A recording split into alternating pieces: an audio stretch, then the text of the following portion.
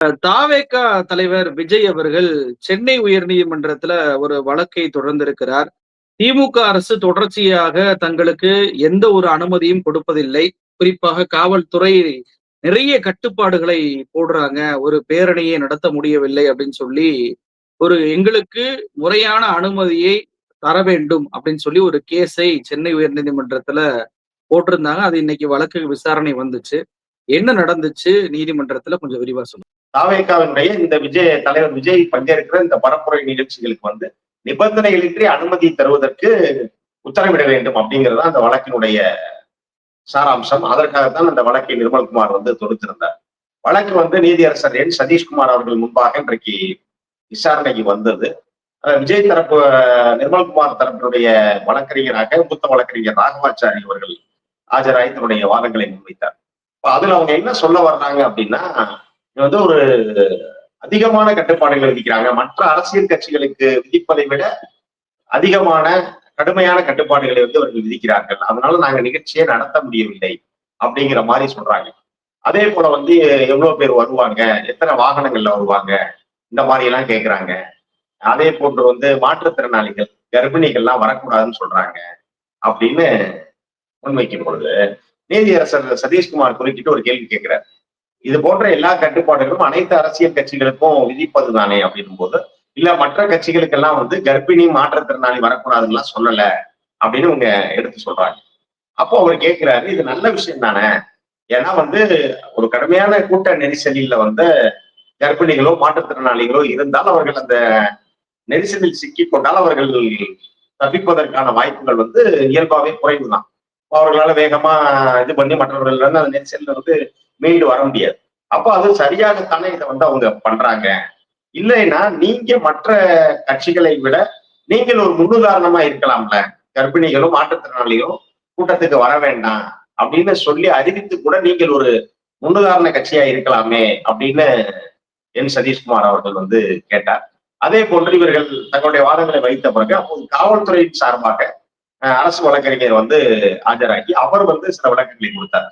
பொதுவாக அனைத்து அரசியல் கட்சிகளுக்கும் என்ன மாதிரியான கட்டுப்பாடுகள் விதிக்கப்படுகிறதோ அதுதான் தாவேகாவுக்கும் விதிக்கப்பட்டது. அதுல எந்த இடத்துலையும் அந்த கட்சிக்கு மட்டும் தனியாகன்றெல்லாம் கடுமையான கட்டுப்பாடுகள் எதுவும் விதிக்கப்படல என்பதை எடுத்து காட்டியதோடு கடைசியாக திருச்சியிலே நடைபெற்ற அந்த விஜய் பரப்புரை நிகழ்ச்சியினுடைய புகைப்படங்களையும் அந்த காணொலிகளையும் அவர் நீதிமன்றத்துல சமர்ப்பிக்கிறார். அப்ப அதை பார்த்த உடனேயே அதை நம்ம ஏற்கனவே பார்த்திருக்கோம், தொலைக்காட்சிகளில் நேரடியாக எல்லாமே பார்த்திருந்தோம். அதை நீதியரசர் பார்த்த பிறகு மிகுந்த அதிர்ச்சிக்குள்ளாயிட்டார். இப்படி எல்லாம் நடக்குதா? அப்ப இதை வைத்துக் கொண்டு எப்படி நீங்க நிபந்தனையின்றி அனுமதி கேட்பீங்க? ஏன்னா நம்ம பார்த்தோம், ஒரு மிகப்பெரிய உயரத்துல எல்லாம் அந்த கம்பிகளில் நின்று கொண்டிருந்தார்கள் தாவேகா தொண்டர்கள், விஜயோட ரசிகர்கள். அப்போ அங்க அதையெல்லாம் பார்த்து அவர் கேட்கறது, இவ்வளவு உயரமான இடத்தில் ஒரு பிடிமானமும் இல்லாமல் இருக்கிறார்களே, நாளைக்கு அவர்களுக்கு ஏதேனும் விபத்து ஏற்பட்டால், ஏதாவது ஒரு சேதம் ஏற்பட்டால் யார் அதுக்கு பொறுப்பேற்க முடியும் அப்படிங்கிற ஒரு கேள்வி அவர் எழுப்புறார். உங்கள் கட்சி தொண்டர்களை உங்கள் தலைவர் தானே கட்டுப்படுத்த முடியும், மற்றவர்கள் கட்டுப்படுத்த. ஏன்னா இப்ப காவல்துறை அந்த இடத்துல புகுந்து நீ நிக்க கூடாது இறங்குன்னு சொன்னா காவல்துறை அமைதியாக சொன்னால் இவர்கள் கேட்க மாட்டாங்க. அப்ப அமைதியாக சொல்லல, வேற வழியின்றி தடியடி பிரயோகமோ இல்ல வேற ஏதாவது ஒரு நடவடிக்கை காவல்துறை எடுத்தா, பாத்தீங்களா தாவேகாவை பழிவாக்குறாங்க, தாவேகா தொண்டர்களை அச்சுறுத்துறாங்க, இப்படி எல்லாம் இது பண்றாங்க அப்படிங்கிற ஒரு நிலையில் காவல்துறை நடவடிக்கை எடுத்தாலும் விமர்சனத்துக்குள்ளாகும். நடவடிக்கை எடுக்காமல் விட்டால் ஒருவேளை யாரோ ஒருவர் இங்க நெரிசல்ல சிக்கியோ இல்ல அந்த உயரத்திலிருந்து விழுந்தோ ஒரு வீழ்ச்சேதம் நேர்மையானால் அப்ப என்ன சொல்லுவாங்க அப்படின்னா, தமிழ்நாடு காவல்துறை போதிய பாதுகாப்பு கொடுக்கல, வேணும்னே இந்த விஷயத்துல அசால்ட்டா இருந்துட்டாங்க. அப்போ என்ன நடந்தாலும் அதை தங்களுடைய அரசியலுக்கு பயன்படுத்துவது என்கிற ஒரு நோக்கத்தோடு தான் தாவேகா செயல்படுகிறதே தவிர தங்களுடைய தொண்டர்களை பாதுகாக்க வேண்டும் அப்படிங்கிற ஒரு எண்ணமோ ஒரு செயல்பாடோ அவர்களிடம் இருப்பதா தெரியல. அப்போ அதைத்தான் நீதியரசரும் அந்த காணொலிகளையும் அந்த புகைப்படங்களையும் பார்த்த பிறகு நீதியரசர் அதை புரிந்து கொண்டார். புரிந்து கொண்டு விட்டு அவர் சொன்னது என்னன்னா, சட்டத்தின் முன் அனைவரும் சமம், சட்டம் தான் மேலானது. இங்க எல்லாருக்கும் ஒரு பொதுக்கூட்டமோ ஒரு நிகழ்ச்சியை நடத்துவதற்கு விதிமுறைகள்னா அது எல்லாத்துக்கும் ஒரே விதிமுறை தான், அப்பதான் நீங்க ஃபாலோ பண்ணணும். அப்போ உங்களுடைய கட்சியை சேர்ந்தவர்கள் அவங்க ஓவர் இதா இருக்காங்க. அதாவது எப்படின்னா, நீங்க இதை இன்னொரு அரசியல் கட்சி, இப்ப எடப்பாடி எல்லா ஊருக்கும் பிரச்சாரம் போறாரு. இப்ப எடப்பாடி போகிற இடத்துல இங்கே இது மாதிரியான ஏதாவது சிக்கல் இருக்கிறதா அப்படின்னா, அங்கே நல்லதோ கெட்டதோ அங்க இருப்பவர்கள் அரசியல் மயப்படுத்தப்பட்ட தொண்டர்கள். அவங்களுக்கு என்ன ஒரு பப்ளிக்ல எப்படி நடந்துக்கணும், பொதுமக்களுக்கு இடையூறு, அதாவது பொதுமக்கள் மாணவிகள் சென்ற பேருந்தை எரிச்சவங்க தான் அதிமுககாரங்க. ஜெயலலிதாவுக்கு தண்டனை கிடைத்த போது கொடைக்கானலுக்கு வந்து சுற்றுலா சென்றிருந்த தமிழ்நாடு வேளாண் பல்கலைக்கழக மாணவிகள் சென்று கொண்டிருந்த அந்த பேருந்தை நிறுத்தி ஒரு 3 மாணவிகள் உயிரோடு கொளுத்தப்பட்டார்கள். நம்ம அதை இல்லைன்னு மறுக்கல. ஆனா அதே நேரத்துல இன்னைக்கு இப்போ எடப்பாடி போயிட்டு இருக்க பயணத்துல அதிமுக தொண்டர்களுக்காவது வந்து சிக்கலை ஏற்படுத்துறாங்கன்னா அந்த ஆம்புலன்ஸ் பிரச்சனையில மட்டும்தான் அந்த இடங்கள்ல தான் அங்க சிக்கலை தவிர வேற எந்த இடத்துலயும் அவங்க வந்து பொதுமக்களுக்கு போக்குவரத்து இடையூறு பண்ணல. இது போல உயரத்துல நின்னெல்லாம் பார்க்கல. அதே போல இப்ப நேற்றைய தினம் கரூர்ல வந்து பாத்தீங்கன்னா பல லட்சம் பேர் திரண்ட திராவிட முன்னேற்ற கழகத்துடைய முப்பெரும் விழா நிகழ்ச்சி நடைபெற்றது. முதல்வரே சொல்றாரு அது பொதுக்கூட்டமா மாநாடா என்று தெரியவில்லை என்று சொல்லுகிற அளவுக்கு ஒரு மிகப்பெரிய மக்கள் திரள் அந்த கூட்டம் இருந்தாலும் கூட அங்கே முழுமையான ஒரு கட்டுக்கோப்பு இருந்துச்சு. ஆனால் தாவேகாவுடைய நிகழ்ச்சி நீங்க பாத்தீங்க அப்படின்னா அவர்களே ஒரு கட்சி தொண்டர்கள், ஒரு அரசியல் அறிந்தவர்கள் நம்ம எடுத்துக்க முடியல. ஒரு நடிகரை நோக்கி வருகிற ரசிகர்கள், அந்த நடிகரை பார்க்க வேண்டும் என்ற ஆவல் மிகுந்தவர்களாகத்தான் அவர்கள் எல்லா நிகழ்ச்சிகளும் அவர்கள் தங்களை காட்டிக் கொடுக்கிறார்.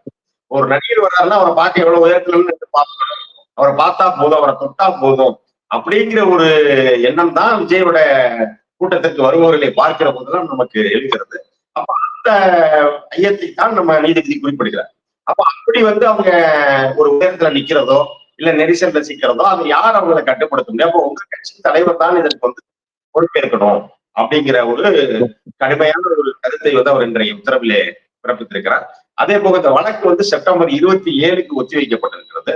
அரசுக்கு என்ன சொல்லியிருக்காரு, இதுக்கு வந்து ஒரு பொதுவான ஒரு விதிமுறைகளை வகுங்க. அதாவது தவிகா இல்ல எந்த அரசியல் இருந்தாலும் சரி, இல்ல இது அரசியல் சாராத ஏதாவது ஒரு கூட்டமாக இருந்தாலும் சரி, ஒரு மக்கள் திரண்டு நடைபெறுகிற ஒரு நிகழ்ச்சினா அந்த நிகழ்ச்சிக்கு எப்படி இருக்கணும் அப்படிங்கிறது ஒரு பொதுவான ஒரு விதிமுறைகள், ஒரு எஸ்ஓபின்னு சொல்லுவோம் இல்லையா, ஸ்டாண்டர்ட் ஆபரேட்டிவ் ப்ரொசீஜர் என்ற அது மாதிரியான ஒரு இதை வகுங்க. அதுலயும் வந்து இங்க பொது சொத்துக்கு சேதம் விளைவிக்கப்பட்டிருக்கிறது திருச்சியில அப்படிங்கிறத அதையும் புகைப்பட ஆதாரங்களோடு காவல்துறை எடுத்து காட்டியிருக்கிறது. நீங்க அதுதான் ஒரு கேள்வி வருது. நீங்க பேசும்போதே குறிப்பிட்டீங்க, திமுகவுடைய முப்பெரும் விழா நடந்துச்சு. அதுலலாம் எந்த ஒரு சேதமும் எதுவுமே இது பண்ணல. அதிமுகவுடைய அந்த கூட்டத்திலயுமே சேதங்கள் பொது சொத்துக்கு அப்படின்றது இல்ல. ஆனா தாவேகாவுடைய அந்த கூட்டத்தில் மட்டும் பொது சொத்துக்கள் சேதம் விளைவிக்கப்படுவதை பற்றி சொன்னீங்க. கோர்ட்லயுமே அது வந்து சொல்லப்பட்டிருக்கிறது. திருச்சியில நடந்த அந்த பொது சொத்துக்களை சேதப்படுத்தியதற்கு அபராதத்தை விஜய் கட்சியிடம் வசூலிக்கணும். அப்படி வசூலிக்காவிட்டால் நீதிமன்றம் தலையிடும் அப்படின்ற நீதிபதியுடைய அந்த எச்சரிக்கை எப்படி பார்ப்பது? அதை பற்றி கொஞ்சம் சொல்லுங்க. கண்டிப்பாக அதைத்தான் அந்த இடத்துல வந்து அவர் பதிவு பண்றார். அந்த காணொலியையும் அந்த புகைப்படங்களையும் பார்த்த பிறகு பொதுச்சொத்துக்கு அங்கே சேதம் விளைவிக்கப்பட்டிருக்கிறது அப்படிங்கிறத நீதியரசர் புரிந்து கொண்டார். புரிந்து கொண்டு அவர் என்ன சொல்றாருன்னா, இந்த பொது சொத்துக்கு விளைவிக்கப்பட்டிருக்கிற சேதத்தை வந்து தாவேகா வந்து அதை வந்து நஷ்டஈடு செலுத்தணும். அப்படி அவர்கள் செலுத்த தவறினால் இதில் நீதிமன்றம் தலையிட வேண்டியிருக்கும். அதாவது நீதிமன்ற உத்தரவாக, அதாவது இப்ப காவல்துறையே கூட கொடுக்கலாம். அந்த காவல்துறை கொடுக்கிற அந்த இதை ஏத்துக்கிட்டு தாவேகா வந்து அந்த தொகையை வந்து விடுவிக்காத பட்சத்தில் நீதிமன்றமே உத்தரவு பிறப்பிக்க வேண்டியது இருக்கும் அப்படிங்கிறத அவர் வந்து எடுத்து சொல்லியிருக்கிறார். அதே போன்று இந்த பொதுவான விதிமுறைகள் வகுக்கும் பொழுது என்ன சொல்றாருன்னா, இது போன்ற நிகழ்ச்சிகளுக்கு அனுமதி கேட்கும் போது முன்னாடியே ஒரு முன்பணம் மாதிரி, அதாவது ஒரு கட்டுத்தொகை டெபாசிட் மாதிரி வாங்கிக்கிட்டு அப்பதான் வந்து அவங்க ஒரு பொறுப்புணர்வோடு நடந்து கொள்வார்கள். இப்போ உதாரணத்துக்கு வந்து ஒரு ஒரு நிகழ்ச்சி நீங்க நடத்தணும் அப்படின்னா ஒரு 1,00,000 ரூபாய் 2,00,000 ரூபாய் முதல்ல கட்டிடணும். அரசுக்கோ அந்த உள்ளாட்சி அமைப்புக்கோ கட்டிவிட்டு, அப்போ அதுல வந்து அவங்க ஒரு வேளை வந்து நிகழ்ச்சியில ஏதாவது ஒரு சிக்கல் ஏற்பட்டா அந்த மதிப்புக்கு ஏற்ற தொகையை வந்து பிடித்து வைத்துக் கொண்டு மிச்ச தொகையை அவங்களுக்கு திருப்பி கொடுக்கணும். இல்ல உதாரணத்துக்கு அதை தாண்டி அவர்கள் சேதப்படுத்தி இருந்தால் எஞ்சிய தொகையை அவர்கள்ட்ட வசூலிக்கணும். சோ இது மாதிரியான ஒரு பொதுவான விதிமுறைகளை வகுக்கிற அளவுக்கு அந்த விதிமுறைகள் வந்து திட்டமிட்டு அந்த விதிமுறைகள் என்ன என்பதை செப்டம்பர் 27ஆம் தேதி அடுத்த வழக்கு விசாரணையின் போது அரசு தரப்பிலிருந்து தாக்கல் செய்ய வேண்டும் அப்படிங்கிறதையும் எடுத்து சொல்லி. இப்போ ஏற்கனவே சென்னை மாநகராட்சியில உட்பட்ட அந்த இடத்துல வந்து போராட்டம் பண்றேன், காவல்துறையுடைய அந்த லாக்அப் டெத்துக்கு எதிராக போராடுறேன் அப்படின்ற பெயர்ல விஜய் ஒரு போராட்டத்தை பண்ணி அங்கேயுமே நிறைய பொது சொத்துக்கள் சேதமாச்சு. சென்ட்ரல் மீடியன் எல்லாம் அடிச்சு நொறுக்குனாங்க. அதற்குமே வந்து சென்னை மாநகராட்சி கிட்ட விளக்கம் கேட்கும்போது மேயர் பிரியா அவர்கள் என்ன சொன்னாருன்னா, இதெல்லாம் அவர்கிட்ட அவர் புரிஞ்சு நடந்துக்கிறணும். இந்த சேதத்தெல்லாம் அவர்கிட்ட நம்ம கேட்க போறதில்ல அப்படின்ற வார்த்தையெல்லாம் பயன்படுத்தினாங்க. சோ அப்படி முதல்லயே வந்து விஜய் அவர்களுக்கு ஒரு வார்னிங்காக விட்டு கொடுத்த பின்பும் கூட மீண்டும் மீண்டும் இப்படியான விஷயங்கள் தொடர்ச்சியா நடக்கும்போது விஜய் இதுல ஏன் தலையிடாம இருக்கிறார் அப்படின்ற கேள்வியும் வருதுல்ல. தன் தொண்டர்களுக்கு ஒரு அறிவுரையை கூட விஜய் சொல்ல மறுக்கிறார் அப்படின்ற அந்த பார்வையை எப்படி பார்க்கிறீங்க? கண்டிப்பா இப்ப நீங்க கட்சி தொடங்கி ஒரு தொண்டர் தலைவர் அப்படிங்கிறத தாண்டி இது இவங்களுக்கு என்னன்னா அந்த தொட்டில் பழக்கம் சுடுகாட்டு மட்டும் ஒரு பழமொழி சொல்லுவோம். அது போல ஒரு ரசிகரும் நடிகருமா இருக்க காலத்திலேயே இவங்க இப்படித்தான். நீங்க வந்து இந்த எஃப்டிஎஃப்எஸ் ஃபர்ஸ்ட் டே ஃபர்ஸ்ட் ஷோக்கு போனீங்க அப்படின்னா, மற்ற நடிகர்களுடைய ரசிகர்கள் வந்து படத்தை பார்த்து ஆரவாரம் பண்ணுவாங்க, கை தட்டுவாங்க. ஆனா நீங்க விஜய் ரசிகர்கள் போற தியேட்டர்கள் எல்லாம் பார்த்தா, அந்த தியேட்டர்ல வந்து ஷோ கொடுக்கறதுக்கு ரசிகர் ஷோ எடுக்கிறதுக்கு பயப்படுவாங்க திரையரங்க உரிமையாளர். ஏன் அப்படின்னா விஜய் ரசிகர்கள் போய் பல திரையரங்குகளில் அந்த அடுத்த ஷோ வந்து நடத்த முடியாத அளவுக்கு அங்கே இருக்கக்கூடிய இருக்கைகள் சேதப்படுத்தப்பட்டு, அங்கே இருக்கக்கூடிய மின்சாதன வசதிகள், மின் விளக்குகள் எல்லாமே சேதப்படுத்தப்பட்டிருக்கு பல முறை வந்து.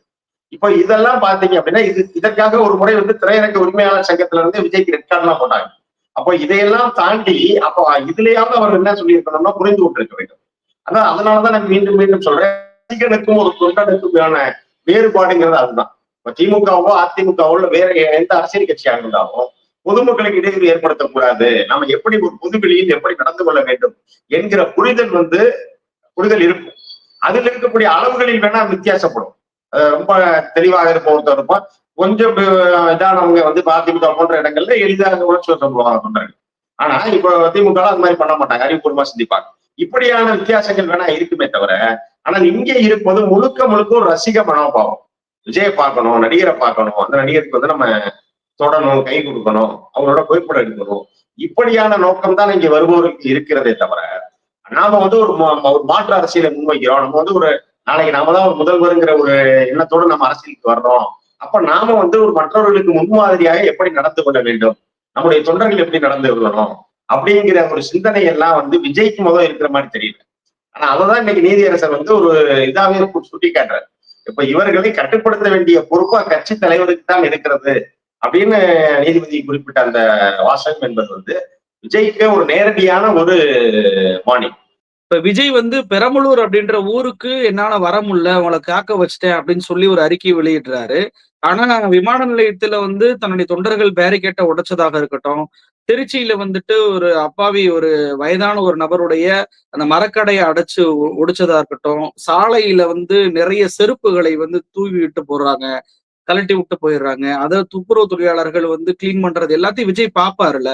அப்ப விஜய் இதை ரசிக்கிறார் அப்படின்னு சொல்லி எடுத்துக்கிறலாமா? இது முழுக்க முழுக்க அவர் விரும்பி இதெல்லாம் நடக்குதா? ஏன்னா அவர் விரும்பாம இது நடக்குது அப்படின்னா அது அவர் கட்டுப்படுத்துவதற்கான ஸ்டெப் ஏதாவது அவர் எடுத்துக்கணும். குறைந்தபட்சம் இது போன்ற செயல்களில் ஈடுபடாதீர்கள் அப்படின்னு சொல்லணும். இல்ல வந்து நீங்க பொதுமக்களுக்கு இடையூறு இல்லாம ஒதுங்கி நில்லுங்க. ஒண்ணும் இல்லை, இப்ப நீங்க மதுரை எடுத்துக்கோங்க. மதுரையில் வந்து ஏறத்தாழ விமான நிலையத்திலிருந்து அப்படியே நம்ம அந்த பகுதிகளில் இருந்து பெருங்குடி, அவனியாபுரம், வில்லாபுரம், ஜெயித்துபுரம், டிவிஎஸ் நகர், பழங்கானத்துல இப்படி ஒரு நீண்ட பயண ரோட் ஷோ போனார் முதல்வர்.